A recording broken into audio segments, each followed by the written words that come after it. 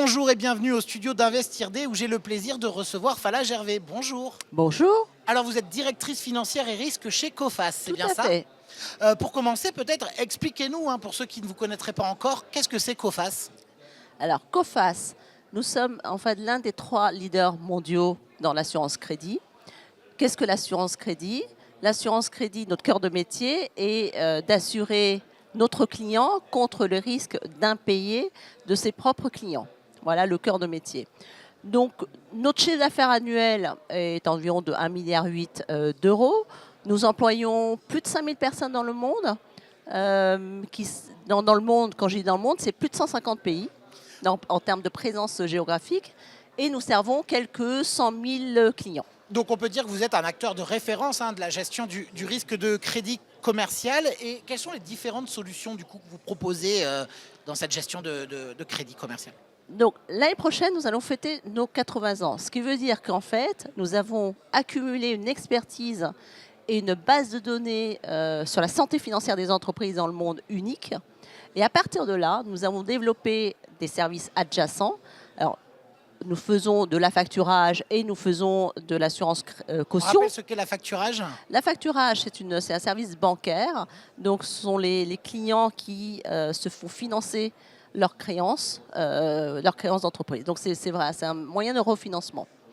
Mais à côté de cela, nous avons également développé des services donc de recouvrement de créances commerciales, mais surtout de vente d'informations sur la santé financière des entreprises, puisque effectivement, avec une base de plus de 200 millions d'entreprises dans le monde, c'est quelque chose que nous pouvons servir et monétiser. Donc on l'a bien compris, en fait, votre business model chez Coface tourne autour de l'assurance crédit, c'est votre spécialité. Comment se porte le marché actuellement de l'assurance crédit? Je crois comprendre qu'on est à un moment quand même où les entreprises, la multiplication des faillites d'entreprises augmente. Elle atteint des niveaux supérieurs à ce qu'on a pu observer ces dernières années. Quelles conséquences ça a pour vous? Alors, c'est vrai, ce qu'on voit, nous, parce qu'on est quand même au premier plan, c'est que les défaillances d'entreprises, notamment dans les pays développés, n'ont jamais été aussi hauts que depuis les 10 dernières années. C'est énorme. Mais c'est aussi là, je dirais, c'est à ce moment-là que l'assurance crédit prend tout son sens. Parce que notre expertise, c'est de gérer et d'aider nos clients à Vous gérez gérer le le risque, risque donc par conséquent, lié. ça fait sens. Exactement. Donc, je dis, c'est vraiment là où nous allons apporter toute notre valeur. La demande est en hausse, puisque les clients voient les défaillances arriver de leurs clients. Donc, nous sommes là pour les aider. Donc, je pense que c'est le right time to be there. Donc, dans quelle mesure les enjeux géopolitiques, notamment en termes de barrières douanières, impactent le marché de la gestion de risque? Parce que j'imagine que, assez logiquement, on se dit les barrières douanières, ça pose des difficultés aux entreprises. Les entreprises font de plus en plus faillite. Ça a un impact direct sur l'assurance crédit. Je vais avoir une réponse Est-ce que c'est mitigée. un résumé assez correct? C'est un très bon résumé. Donc, d'un côté, effectivement, on ne va pas parler des barrières douanières. On sait ce que ça fait sur l'économie européenne. Mais je dirais, il y en a d'autres. Il y a la Chine, avec les menaces au niveau de l'approvisionnement, les menaces au niveau de leurs exportations, on parle des voitures électriques, des menaces en matière de leur consommation intérieure. Donc, nos exportations vers la Chine. L'inflation en baisse. Les resserrements budgétaires dans pas mal de pays. Là, c'est effectivement, on est dans un monde assez incertain, ce qui fait, vous voyez bien, la prévision de croissance mondiale est plutôt en baisse, et nous, on le voit encore une fois, parce qu'on est le pouls de ce commerce international, la baisse d'activité de nos propres clients, et donc de notre chiffre d'affaires. Mais, et là, c'est là où j'ai un mais, d'un autre côté, dans ce qu'on appelle le commerce sud-sud, c'est là où ça se développe. Donc, nous, on a par exemple des augmentations de chiffre d'affaires de plus de 10% en Amérique latine.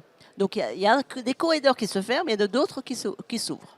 Donc, c'est un marché en mutation, en quelque sorte. Je pense que c'est un marché très fragmenté et les gens vont s'adapter à cette fragmentation. Dans ces conditions, comment rassurer les investisseurs? Qu'est-ce que vous leur dites et qu'est-ce que vous leur conseillez en fait?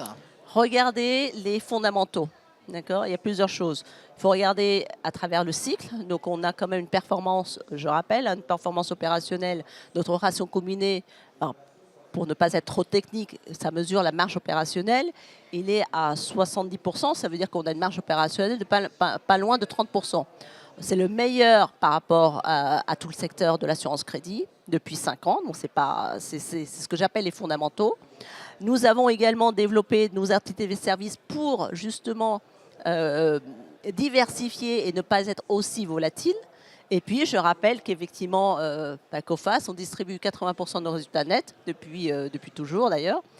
Et une santé financière, notamment un ratio de solvabilité pas loin de 190%, ce qui est quand même très très bon. Donc, c'est vraiment regarder les fondamentaux, il faut regarder sur le moyen terme. Donc, globalement, pour les investisseurs, prudence, regardez, on se diversifie.